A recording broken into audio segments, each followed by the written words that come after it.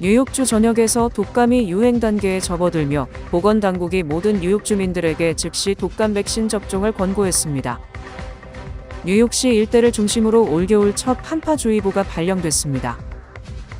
퀸즈 한인회가 오는 13일 다양한 분야에서 활동하고 있는 강사들을 초청해 차세대 학생들을 위한 커리어데이 행사를 개최합니다. 지난 9월 28일부로 USCIS의 무료 통역 서비스가 중단되면서 통역 없이 이민국 인터뷰에 참석했다가 당일 절차가 거절되는 사례가 잇따르고 있습니다.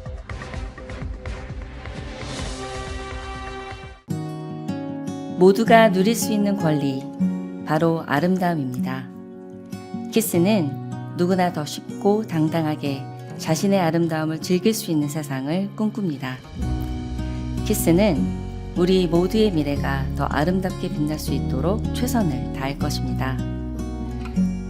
당신의 아름다움의 모든 순간, 키스가 함께합니다.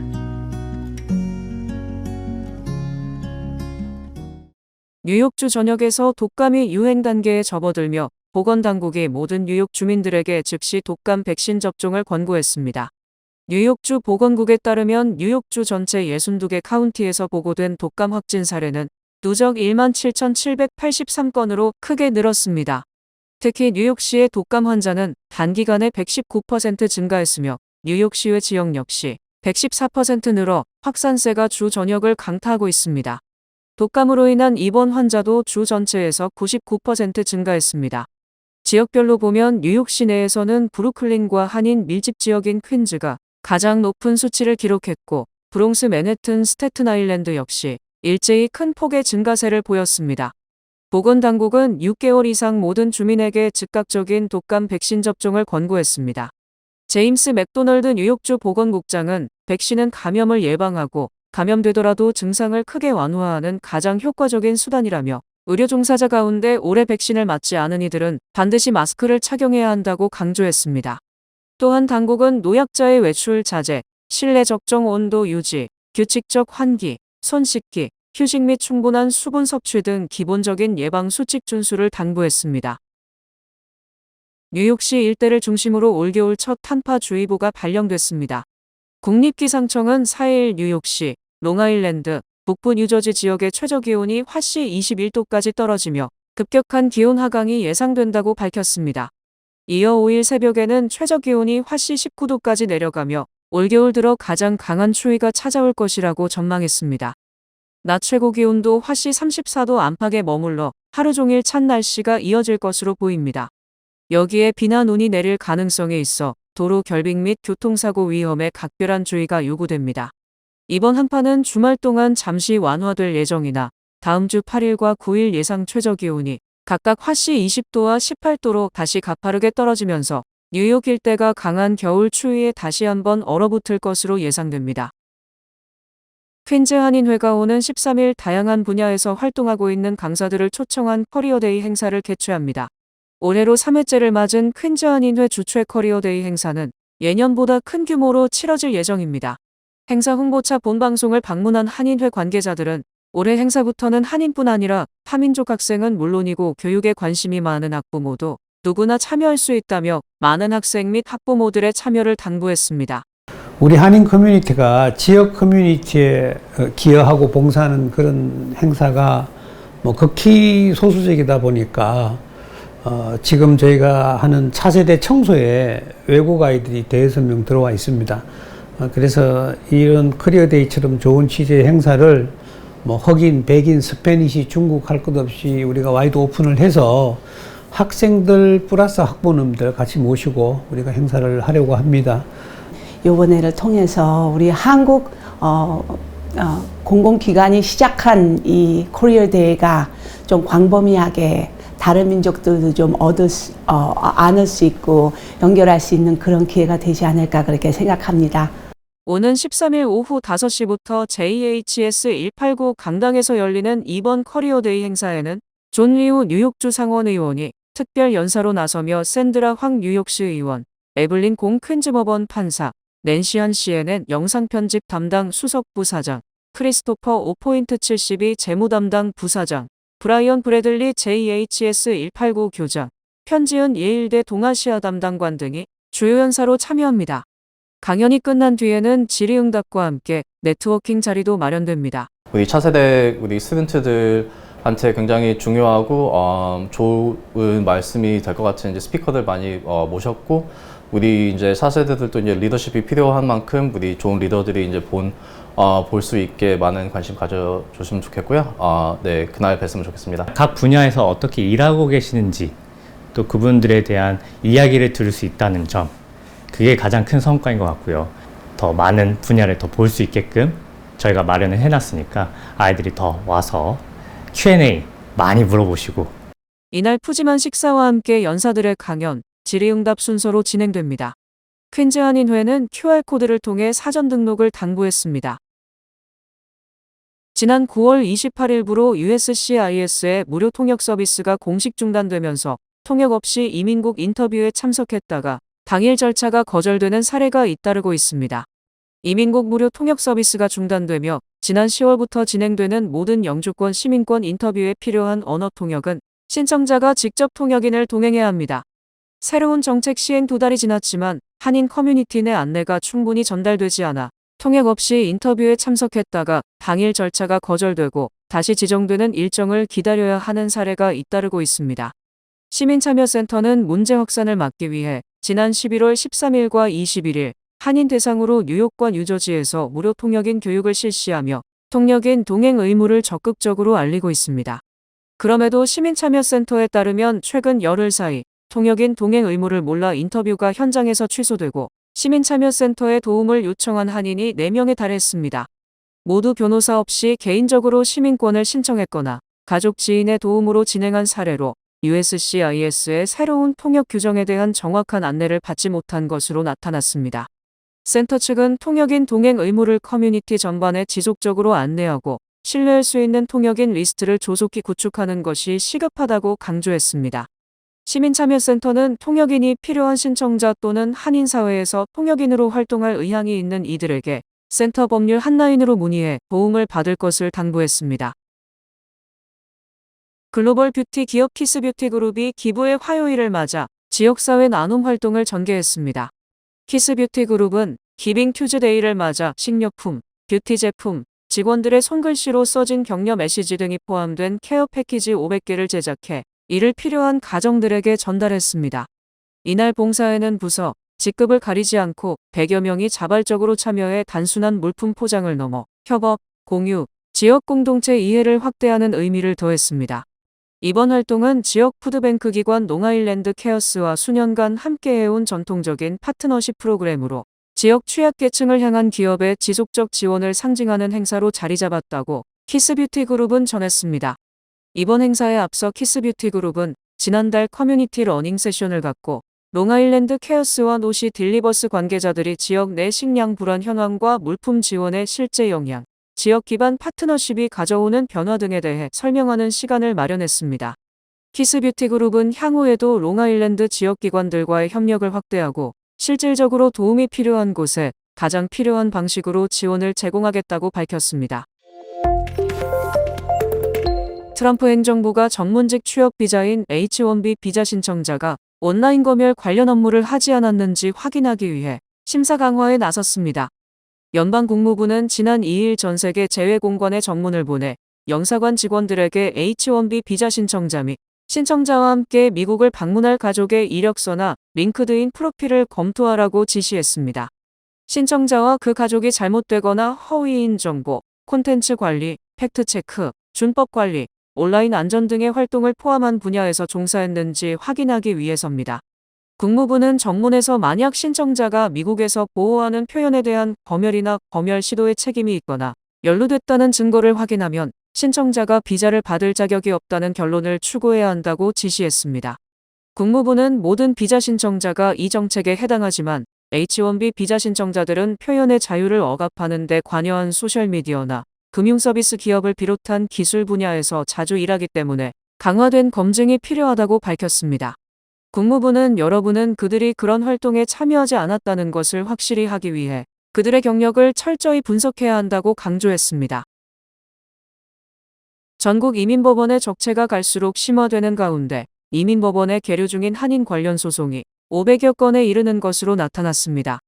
시라큐스 대학교 산하연방데이터분석센터의 최근 통계에 따르면 올 8월 기준 전국 이민법원에 계류 중인 한인 관련 소송은 총 509건으로 지난해보다 약 35% 증가했습니다. 이 가운데 뉴욕이 80건, 뉴저지가 66건으로 두 지역만 도합 140건을 넘어서며 전체의 28%를 차지했습니다. 이민 소송에 연루된 한인 중 56명은 한때 구금됐다가 석방됐으며 4명은 현재도 구금 상태로 확인됐습니다. 전국 이민 소송 중 한인 사례 연령대별로는 45세에서 59세가 135건으로 가장 많았고 35세에서 44세 91건, 25세에서 34세 55건 순이었습니다. 데이브 노 변호사는 트럼프 행정부 이후 이민 판사 해고와 예산 삭감이 이어지면서 법원 업무 적체가 심화됐다며 심리가 제때 열리지 않아 체류 허가 여부 결정 등 이민법 관련 소송 전반이 지연되는 악순환이 계속되고 있다고 설명했습니다. 1일 트럼프 행정부는 뉴욕 연방이민법원 판사 8명을 무더기 해고한 바 있습니다. 이민 소송 적체는 국토안보부의 불법 체류자 단속 강화와도 맞물려 있습니다. 비영리 언론기관 미션 로컬은 국토안보부의 권한이 강화되며 기존 소송건까지 재검토하고 있어 이민법원 업무 부담이 폭증했다고 보도했습니다. ICAN은 4년간 750억 달러가 배정된 반면 이민 판사를 포함한 행정심사 부문은 33억 달러 수준에 그쳐 인력난이 심각하다는 것입니다. 실제로 바이든 행정부 시절 평균 25분이던 이민 심리가 현재는 판사 부족으로 인해 4시간 가까이 소요되는 것으로 나타났습니다. 현재 전국적으로는 341만 건이 넘는 이민 소송이 계류 중입니다. 스콧 베선트 연방재무부 장관은 연방대법원이 도널드 트럼프 대통령이 각국에 부과한 상호관세가 위법이라 결정하더라도 다른 대체 수단을 활용해 현재와 동일한 구조의 관세 정책을 지속할 것이라고 밝혔습니다.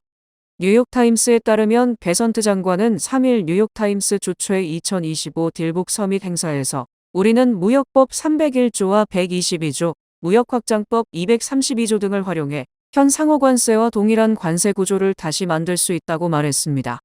연방대법원이 상호관세를 위법이라고 판단하더라도 트럼프 행정부가 관세 정책을 포기하지 않는다는 의지를 재강조한 것으로 풀이됩니다. 연방대법관들은 지난달 진행된 재판 구두변론에서 트럼프 행정부의 상호관세 정책의 대체로 회의적인 시각을 드러낸 바 있습니다. 베선트 장관은 연방정부가 해당 관세 조치를 영구적으로 시행해야 하느냐는 질의에 영구적으로 해야 한다고 답했습니다. 무역법 301조는 미국의 불공정하고 차별적 무역 관행을 취하는 무역 상대국의 일정 기간의 통지 및 의견 수렴 등을 거쳐 관세와 같은 광범위한 보복 조치를 할 수 있도록 하고 있으며 122조는 미국의 심각한 무역 적자를 해소하기 위해 최대 15%의 관세를 150일 동안 부과할 수 있게 합니다. 무역확장법 232조는 관련 부처 조사를 통해 특정 품목의 수입이 국가 안보를 위협한다고 판단될 경우 관세 등 적절한 조치를 통해 대통령에게 수입을 제한할 권한을 부여하고 있습니다. 맨해튼 거리에서 유나이티드 헬스케어 CEO 브라이언 톰슨을 총으로 살해한 혐의로 기소된 루이지 만조니가 사건 1주기를 맞아 다시 법정에 섰습니다. 루이지 만조니의 유나이티드 헬스케어 CEO 브라이언 톰슨 살인 사건을 다루는 고위험 청문회가 3일째 진행되며 재판의 향방을 가를 핵심 쟁점은 체포 당시 압수된 권총과 일기장의 증거 능력 여부입니다. 만조니 변호인단은 두물증이 영장 없이 그의 배낭에서 압수됐다며 위법 수집을 주장하고 있습니다. 반면 검찰은 유죄를 입증할 가장 결정적 증거라며 배제돼선 안 된다고 주장했습니다. 청문회에서는 피의자가 톰슨을 뒤에서 쏘는 영상과 사건 5일 후 펜실베이니아 엘투나의 맥도날드에서 그가 체포될 당시 상황을 담은 경찰 증언과 영상이 다시 공개됐습니다. 검찰은 현재까지 만조니가 합법적으로 체포됐다는 점을 입증하기 위해 6명의 증인을 불러 세웠습니다. 2일 만조니를 직접 체포한 조지프 데트와일러 경찰관은 사진을 많이 봐서 얼굴을 바로 알아봤다고 증언했습니다. 검찰은 맥도날드 내부 CCTV, 매니저의 911 신고, 경찰 바디캠 영상을 제시하며 체포가 절차에 따라 이뤄졌다고 강조했습니다. 그러나 변호인단은 경찰이 처음 접근한 뒤 체포까지 약 20분이 걸려 미란다 고지가 늦어져 피의자 권리가 침해됐다고 맞서고 있습니다. 경찰에 따르면 만조니는 자신을 노숙자라고 소개하며 마크 로사리오라는 이름이 적힌 뉴저지 면허증을 제시했고 결국 그는 가짜 신분증 제시 혐의로 수갑이 채워졌습니다. 이번 청문회는 루이지 만조니 체포의 적법성과 핵심 증거의 운명을 가를 중대한 절차로 이어지고 있습니다. 만조니는 맨해튼 힐튼 호텔 앞 인도에서 톰슨 CEO를 소음기가 장착된 권총으로 살해한 혐의를 받고 있습니다. 5일 워싱턴 DC의 대형 공연장인 케네디 센터에서 치러지는 2026 국제축구연맹 북중미 월드컵 조추첨에 미국 4대 프로스포츠를 대표하는 전현직 선수들이 출동합니다. NFL 7회 우승 이력의 톰 브래디와 프로농구 공룡센터 샤킬 오닐, 프로야구 현역 최고의 강타자 중 한 명인 에런 저지, 북미 아이스하키 리그의 전설 웨인 그레츠키 등이 조추첨에 조력자로 참여합니다. 축구계에서는 현역 시절 잉글랜드 프리미어리그 명문 맨체스터 유나이티드의 수비수로 잘 알려진 리오 퍼디난드 등이 참여합니다. 행사 진행은 슈퍼모델 하이디 클룸과 배우 겸 코미디언 케빈 하트가 공동으로 맡습니다. 또 도널드 트럼프 대통령의 유세 퇴장곡으로 유명한 YMCA의 빌리지 피플, 성악가 안드레아 보첼리 등이 공연합니다. 트럼프 대통령도 행사에 참석할 예정인데 그가 신설된 피파 평화상을 조추첨 행사 중에 받게 될 것이라는 게 많은 관측통들의 예상입니다. 내년 6월 11일부터 7월 19일까지 미국, 캐나다, 멕시코 3개국에서 분산 개최되는 이번 월드컵에는 사상 처음으로 48개국이 본선에 출전해 4개 팀씩 12개 조에서 조별리그를 치릅니다. 12개국씩 들어간 4개 포트에서 한 팀씩 뽑혀 한 조를 이루게 되는데 피파 랭킹 22위인 한국은 포트 2에 속해 있습니다. 조추첨은 5일 12시부터 시작합니다. 유튜브에서 영유아용 콘텐츠가 폭발적으로 늘어나면서 인공지능을 활용해 초저비용 고수익 영상을 양산하는 제작자들이 급증하고 있습니다. 3일 블룸버그에 따르면 유튜브에서 AI로 초저가의 유아용 영상을 만들어 수익을 창출하는 제작자들이 급증하고 있습니다. 주로 동요 가사를 챗GPT로 먼저 작사한 후 이를 AI 기반 영상 제작 툴에 입력해 동영상으로 만드는 방식입니다. AI 영상 제작법을 소개하는 유튜버 모니크 힌트는 창작 노동은 5%면 충분하다며 이 방식으로 하루에 수백 달러를 벌 수 있다고 설명했습니다. 퓨리서치 센터에 따르면 최근 5년간 유튜브 시청 시간이 가장 빠르게 증가한 연령대는 만 2세 미만으로 미국에서 두돌이와 자녀를 둔 부모 60% 이상이 아이들이 유튜브를 본다고 응답했습니다. 아동단체 페어플레이 또한 스크린을 사용하는 영아의 70%가 유튜브 또는 유튜브 키즈를 이용 중이라는 조사 결과를 올해 발표한 바 있습니다. 문제는 유튜브 키즈가 공식적으로는 2에서 12세를 대상으로 설계됐음에도 2세 미만의 시청자가 급증하고 있으며 나아가 이들이 성인용 유튜브 플랫폼을 사용하는 경우도 빈번해지고 있다는 점입니다. 전문가들은 저품질 고자극 영상이 영유아 발달에 중대한 위협이 될 수 있다고 경고했습니다. 올해 성탄절에도 산타클로스가 루돌프 썰매를 타고 전 세계 밤하늘을 돌며 어린이들에게 선물을 나눠주는 장면이 실시간으로 공개됩니다. 북미 항공우주 방위사령부가 크리스마스 이브의 산타의 위치를 실시간으로 추적해 공개합니다. 노라드는 올해 산타의 여정을 추적할 준비를 마쳤고 한국 시간으로 오는 24일 산타의 비행 경로를 웹사이트와 모바일 앱으로 실시간 중계합니다. 산타는 루돌프 여러 마리가 끄는 썰매를 타고 북극에서 이륙해 예년처럼 날짜 변경선을 따라 태평양 상공으로 남하한 뒤 서쪽으로 이동할 것으로 보입니다. 작년 성탄 전야에 한반도 밤하늘을 찾아온 산타는 약 3분 45초간 머물며 착한 일을 한 어린이들에게 2천만 개 넘는 선물을 나눠주고 떠나갔습니다. 북미 영공을 지키는 노라드가 산타의 비행 경로를 실시간 추적해 어린이들에게 알려주는 이벤트는 1956년 시작해 올해로 70년째를 맞았습니다. 노라드에 따르면 산타가 타는 썰매의 이륙 중량은 젤리 사탕 7만 5천 개분이고 산타의 체중은 260파운드입니다. 산타 썰매의 최고 속도는 별빛보다 빠르며 건초와 귀리, 당근을 연료로 이용해 6만 톤의 짐을 싣고 이륙할 수 있습니다. 뱅크 오브 호프가 드리는 경쟁력 있는 이자율에 6개월 및 9개월 프로모 플러스 CD 가까운 뱅크 오브 호프 지점에서 만나보세요. 이 프로그램은 최고의 금융 서비스로 당신을 존중하는 뱅크 오브 호프 제공입니다. 주요 단신 전해드립니다. 뉴저지 리치필드에서 거주하고 있는 30대 한인 남성이 지난해 3월부터 수개월간 펠팍 주변의 이웃들에게 협박성 문자 메시지를 전송한 혐의로 지난달 30일 자택에서 검거됐습니다. 고용정보업체 오토매틱 데이터 프로세싱의 보고서에 따르면 전국의 11월 민간 고용은 3만 2천 명의 일자리가 줄어들어 당초 전문가들이 4만 명 증가로 예측했던 전망 수치와 큰 차이를 보였습니다.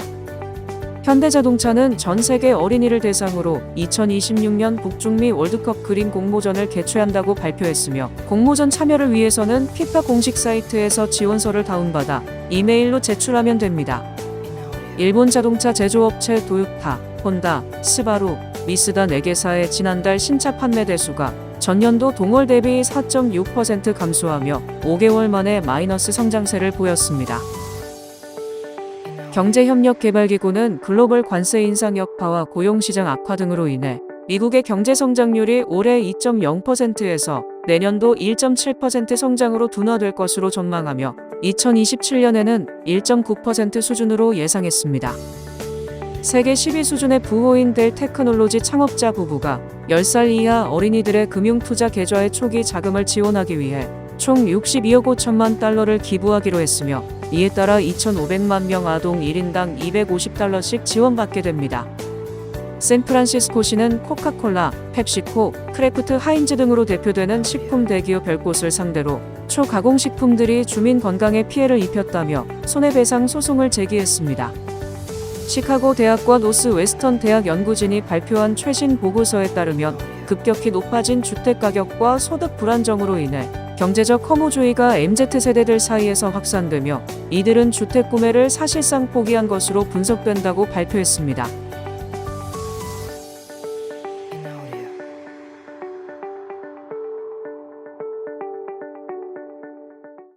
날씨 전해드립니다. 금요일인 내일은 오후에 눈발이 날리겠습니다. 낮 최고 기온은 33도, 최저 기온은 27도입니다. 해 뜨는 시간은 7시 4분, 해 지는 시간은 4시 28분입니다. 이상으로 주간 날씨와 세계 날씨 전해드립니다.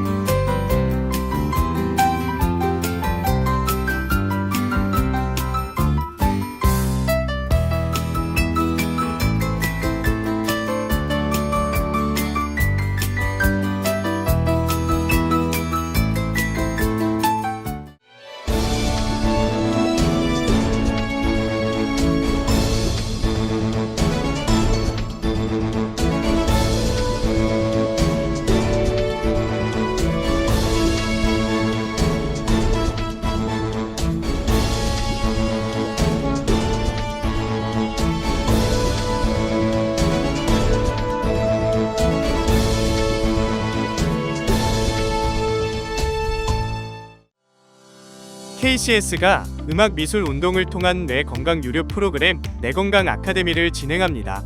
12월 13일과 12월 20일 토요일 오전 9시 30분부터 오후 1시까지 KCS 베이사이드 본관에서 진행됩니다.